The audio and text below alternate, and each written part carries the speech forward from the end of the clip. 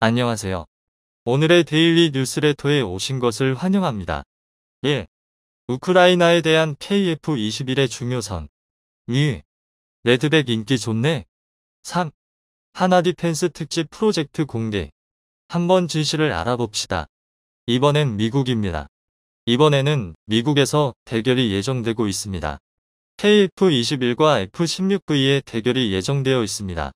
사실 미국은 그동안 4세대 4.5세대 전투기 시장을 지켜보며 조용하게 지냈었습니다.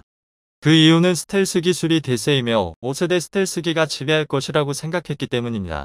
하지만 최근 우크라이나 전쟁을 통해 도그파이트 전투가 여전히 유효하다는 것이 밝혀지면서 4세대 4.5세대 기술의 중요성이 더욱 부각되었습니다. 실제로 F-16V 생산 라인은 미군이 도입을 망설이면서 폐쇄 위기에 처해 있었습니다. 이로 인해 대한민국의 KF-21과 F-16V는 전 세계에서 가장 많이 팔린 전투기인 F-16V와 밤산 시장을 차지하기 위해 경쟁하게 될 것입니다. 그래서 준비했습니다. 오늘은 F-16V가 부활하게 된 이후부터 KF-21과의 정면 대결까지 탈탈 털어보겠습니다. 우크라이나 전쟁 이전까지의 현대전은 제한전으로서 한정된 공격 수단과 전장에서만 정치적 목적에 의해 전투를 수행해야 했습니다. 그렇다 보니 적보다 성능 우위를 선점한 최첨단의 신개념 무기체계 한두 개가 전황을 뒤집기도 쉬웠는데요. 그러나 우크라이나 전쟁이 발발하면서 이제는 전면전, 총력전도 남의 일이 아니게 되었습니다. 그렇다 보니 어떤 일이 생길지 예측하는 게 거의 불가능한 전면전 상황에서 운용삼의 제약이 많은 하이엔드급 5세대 스텔스기의 중요성도 빛을 발하게 되었습니다. 대신 다방면에서 팔방미인처럼 활약할 수 있는 미들급의 4.5세대 전투기가 더욱 주목받고 있는데요. 특히 우크라이나의 지원 요청으로 F-16에 다시 한번 전 세계 방산 시장에 이목이 쏠리고 있습니다. 그도 그럴 게 F-16은 미국 공군 공중 전력의 청사진이라고 볼 수 있는데요. 일례로 최대 35km의 사거리를 자랑하는 F-16의 공대공 미사일 AIM-9X 사이드와인더는 미국 전투기 기본 무장의 상징과도 같습니다. 사이드와인더가 탑재되었다면 기종이 무엇인지 알 수는 없어도 미군 전투기라는 건 알 수 있을 정도입니다. 최근 F-22가 미국 상공에서 중국의 정찰 풍선을 격추할 때 사용한 것도 바로 이 AIM-9X 사이드와인더였는데요.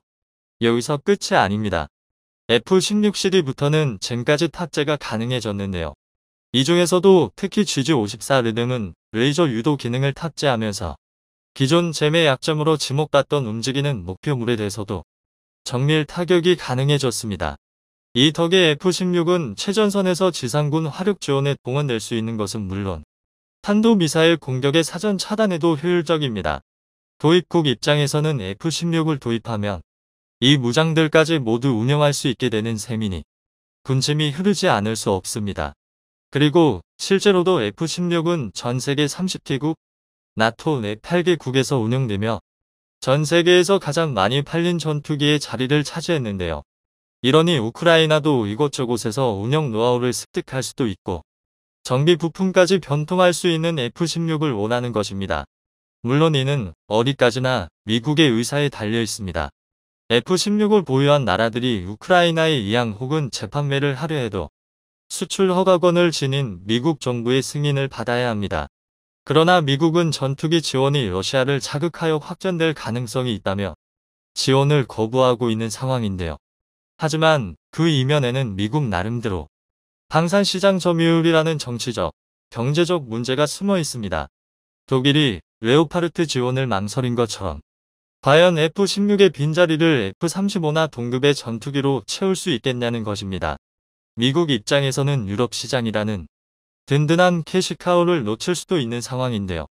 이런 마음을 아는지 모르는지 네덜란드와 폴란드는 우크라이나가 요청 시 지원을 검토하겠다고 밝혔고 프랑스는 전투기 지원을 배제하지 않겠다며 논의의 가능성을 열어놓은 채 미국을 압박하고 있습니다.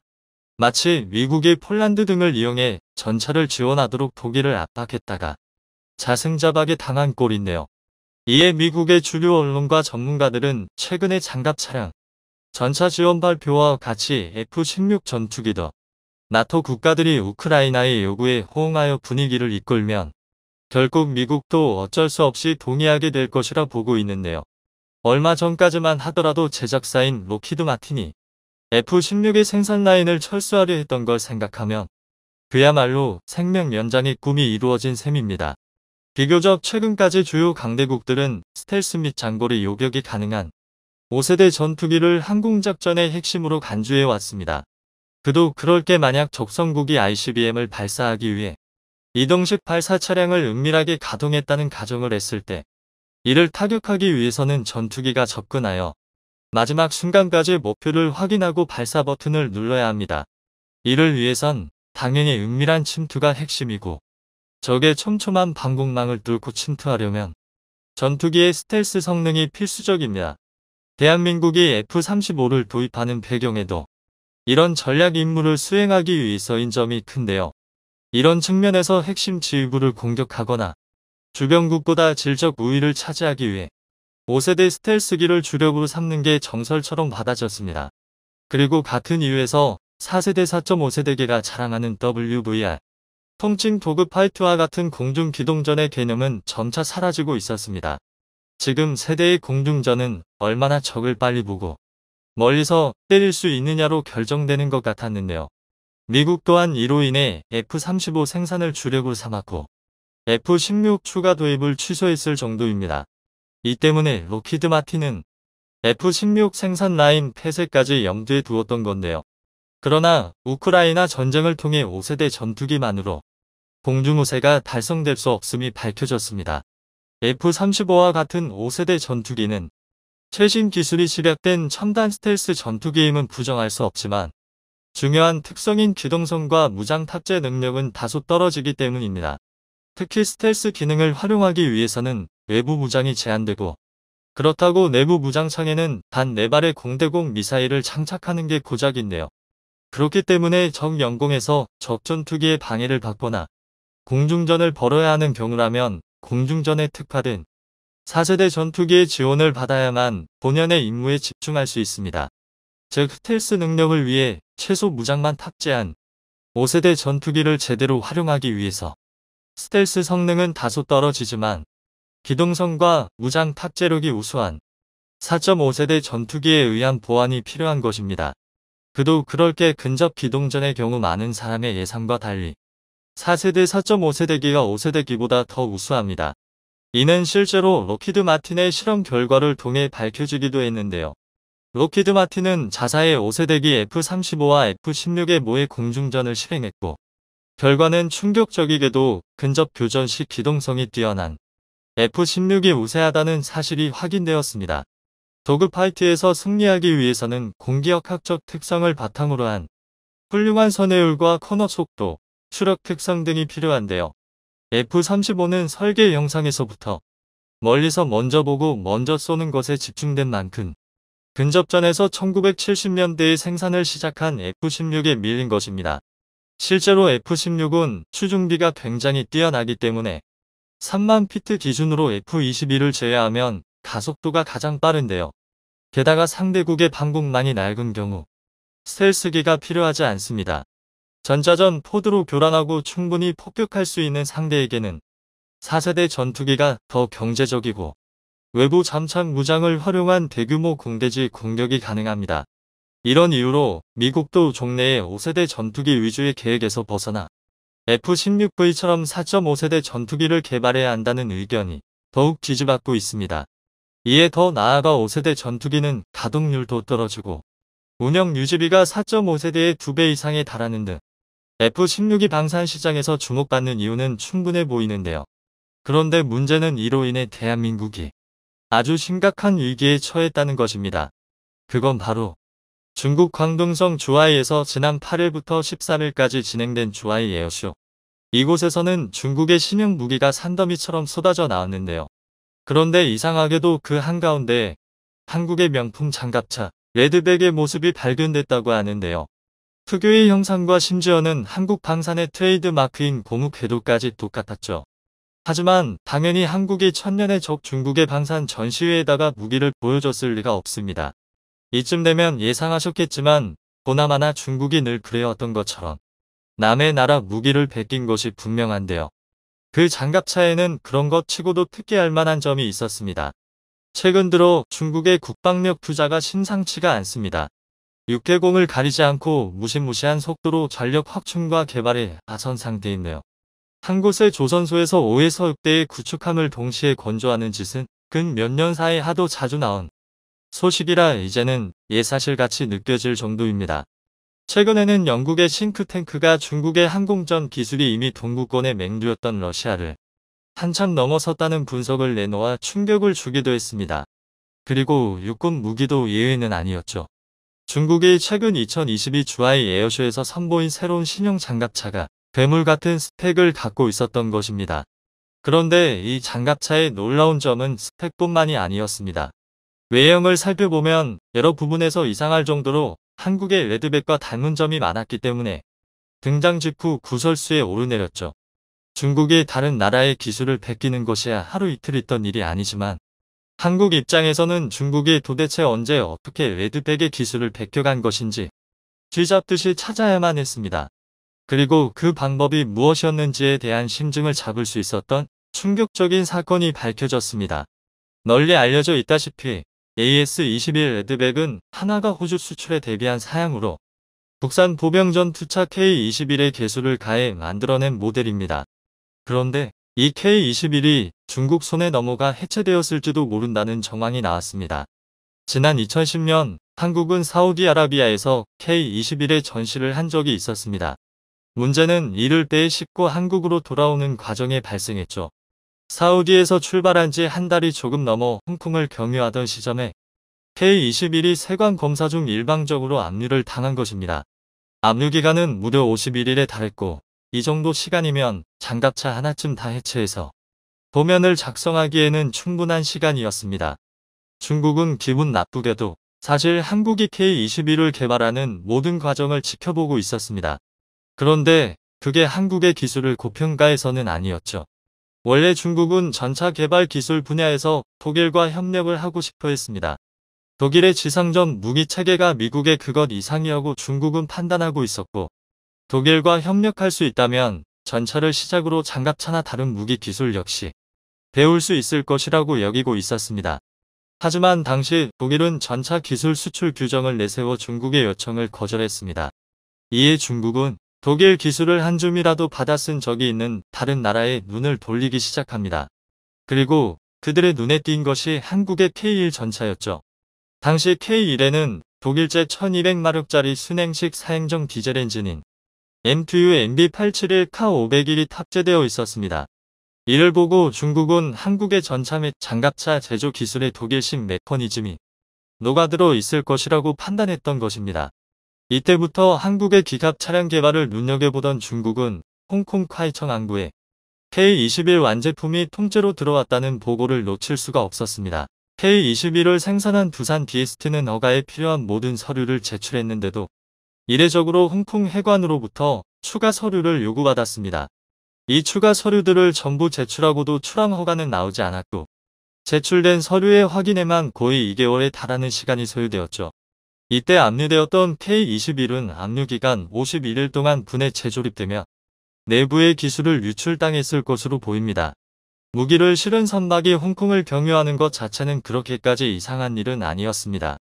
두산 DST 관계자는 방산업체들은 매년 평균 4에서 5회 정도 해외 전시에 참석을 위해 방산 장비를 홍콩을 경유해 부산항으로 입출항하고 있는데 이런 경우는 처음 발생했다고 밝혔죠. 중국이 명백하게 K-21을 노리고 한국을 가로막았다는 증거인 것입니다. 그리고 그런 의혹의 세기를 받는 일이 7년이 지나 발생했습니다. 2017년 등장한 중국의 신형 보병전투 차량 VN-17이 바로 그것인데요. 이들은 VN-17을 내놓으며 자랑스럽게 미국, 유럽이나 러시아의 장갑차 디자인을 복제하지 않았다고 선전을 해댔습니다. 당연한 일입니다. 이번에 이들이 베낀 건 한국이었으니까요. 애시당초 베끼지 않았다가 자랑거리가 되는 것도 어처구니가 없지만 심지어 그것도 거짓말이라니 이쯤 되면 오히려 대단합니다. K-21과 VN-17의 재원을 비교해보면 각각의 규모는 비슷하지만 엔진 마력과 항속 거리와 같은 성능을 중국 운영 상황에 맞추어 개선했다는 점을 짐작해 볼 수 있습니다. 그런데 K-21 압류 사건 전까지 중국은 고작 군용 디젤 엔진을 개발하는 것마저도 엄청난 난항을 겪고 있었죠. 중국이 여기저기서 엔진 기술을 베낄 만큼 다 베끼고 나서도 다른 나라들이 만든 엔진과 비교할 만한 성능의 엔진을 만들 수 있게 된 것은 2019년에 이르러서야 가능했습니다. 원천 기술이랄 게 하나도 없으니 당연한 일이죠. 그런데 이런 중국이 개발 기간 7년, 기술 실증 기간은 그 중에서도 절반 정도에 불과했을 텐데 그 사이에 갑자기 K21에 버금가는 성능의 엔진을 뚝딱 만들어냈다는 것은 말이 되지 않습니다. 중국은 5년이 지난 현재까지도 VN17에 탑재되었다는 FX0012 디젤 엔진에 대한 세부 사항을 공개하고 있지 않습니다. 하지만 그것이 K21의 엔진을 역설계한 것이라는 것을 모르는 사람은 없죠. 중국은 이때 만든 VN17이 꽤 마음에 들었던 모양입니다. 보병 전투차 개발을 이어오면서 이제식 번호를 계속 이어오고 있기 때문입니다. 이번에 중국 주하이 에어쇼에서 공개된 중국의 신형 보병 전투차 역시 마찬가지였습니다. VN20이라는 번호를 받은 이 보병 전투차는 그 자리에 있던 해외 방문객들의 눈을 의심케 하기 충분했습니다. 한국의 레드백이랑 놀라울 정도로 닮아 있었기 때문입니다. 그도 그럴 것이 VN20은 레드백의 페달은 형제나 다름이 없습니다. 보통 무기의 세계에선 시대에 따라 요구되는 성능은 비슷비슷하게 마련이니 그런 성능을 하나하나 갖춰 모으다 보면 형상도 비슷해지는 수렴 진화의 양상을 띱니다. 레드백은 한국이 K21을 개수한 것이고 VN20은 중국이 K21을 베낀 VN17을 발전시킨 것이니 겉모습이 비슷해지는 것도 당연합니다. 그런데 VN20의 경우에는 불행히도 어머니 쪽에 문제가 있었습니다. 레드백과 VN20의 외관은 비슷한 것이 사실이지만 둘을 같이 넣고 보면 자세히 뜯어보지 않아도 놓칠 수 없는 차이점이 보입니다. VN20이 어처구니 없을 정도로 크기 때문이죠. VN20에 사용된 차대는 VT4로 이쪽은 아예 MBT, 즉 탱크입니다. 그렇다 보니 당연히 중량도 50톤에 달하는데 VN20은 거기다가 거의 모든 방향의 장갑판에다가 모듈식 반응 장갑까지 설치해서 어마어마한 떡대를 자랑하는 형태가 되어버렸습니다.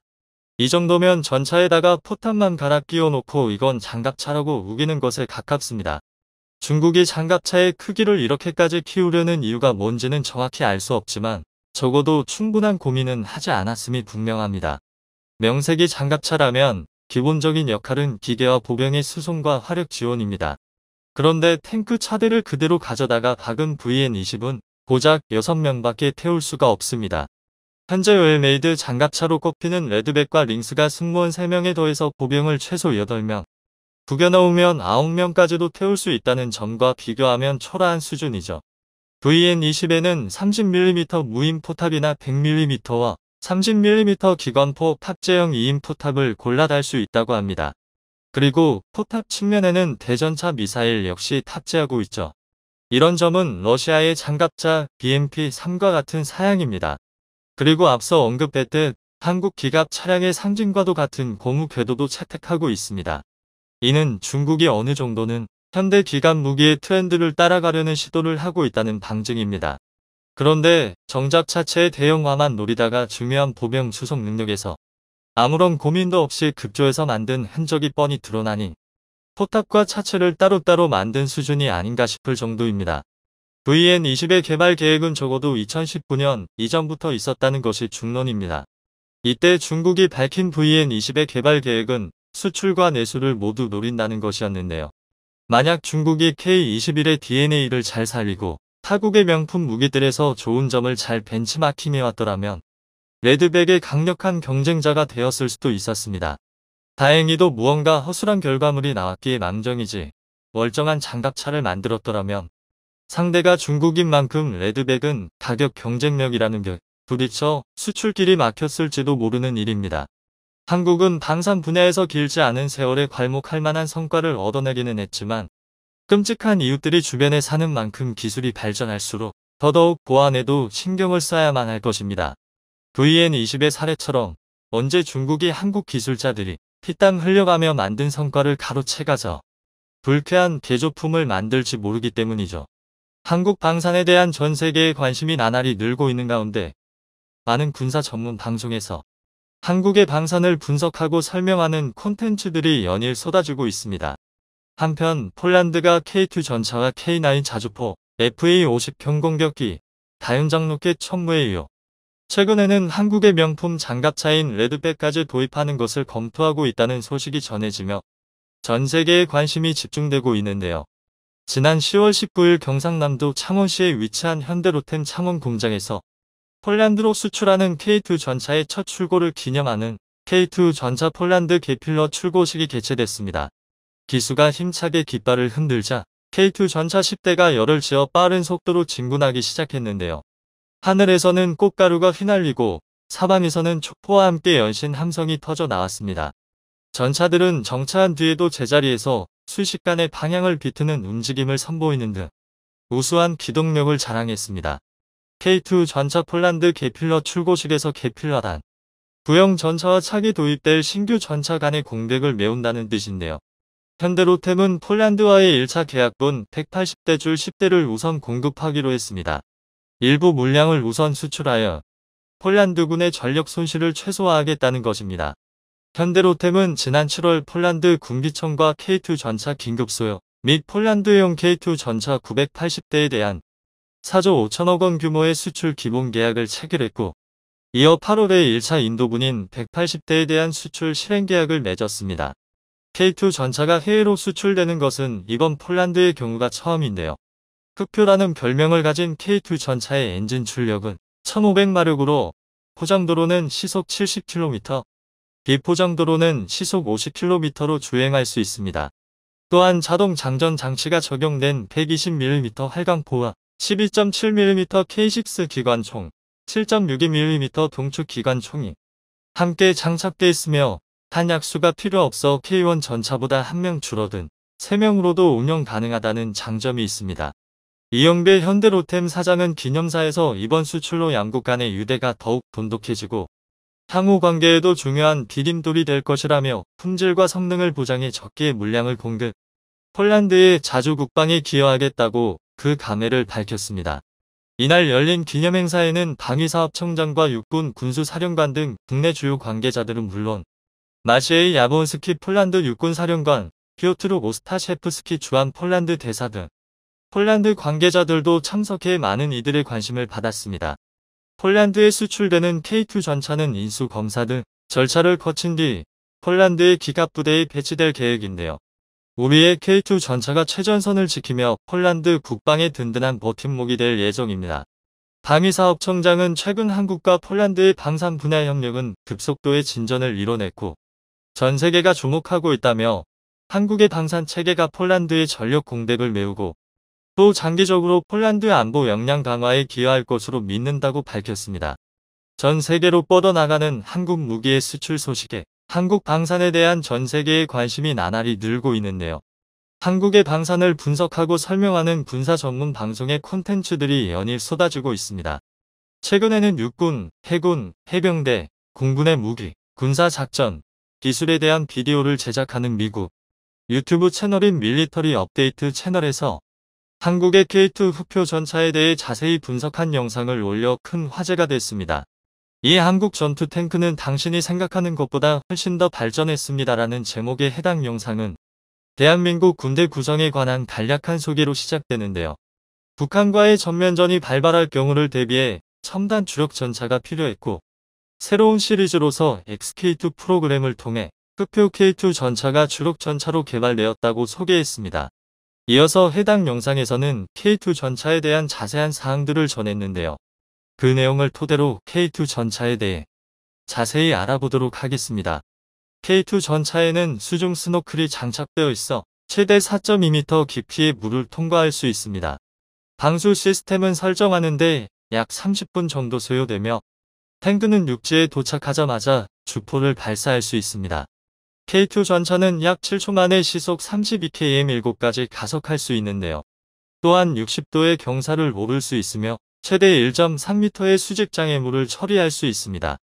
포에는 고르지 않은 표면에서 움직일 때도 이동 중에 발사체를 장전할 수 있는 자동 장전기가 장착되어 있는데요. 120mm 주포는 분당 약 10발까지 발사할 수 있습니다. 총 40발의 다양한 포를 발포하는 흑표 전차는 연속 3분 동안 적에게 지옥을 선사합니다. 총 16발의 포가 자동 장전기에 저장되고 24발이 전차 내부에 저장되며 다양한 탄약을 발포할 수 있습니다. K2 전차에는 자체 개발 및 개선된 텅스텐 엣지 키네틱 에너지 관통기도 포함되어 있는데요. 이 관통기는 이전 세대의 텅스텐 탄약보다 훨씬 높은 수준의 관통 성능을 갖습니다. 미국 M830A1 히트 MPT와 유사한 탄약으로 지상의 인원, 비장갑 및 경정갑 차량, 저동비행 헬리콥터 등에 사용할 수 있죠. 또한 포탑 전면의 양쪽에 장착된 바르스 유탄 발사기는 흑표 전차의 방어벽을 보충해줍니다. K2 전차의 MBT는 전면에 운전석, 중앙에 전투실, 후면에 엔진 및 변속기가 있는 전통적인 배치를 갖고 있으며 K2 장갑은 미지의 합성 장갑과 폭발 반응 장갑을 사용하는 능동 방어 시스템으로 구성됩니다.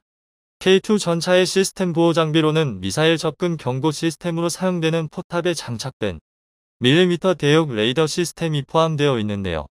차례로 들어오는 발사체를 삼각 측량하고 전차 승무원에게 즉시 경고하며 방아, 적외선, 레이더 신호를 효과적으로 차단하려는 바르스 유탄을 발사할 수도 있습니다. 하드킬 대미사일 시스템을 설치한다면 레이더는 미사일을 추적하고 표적화하는 기능도 할 수 있습니다.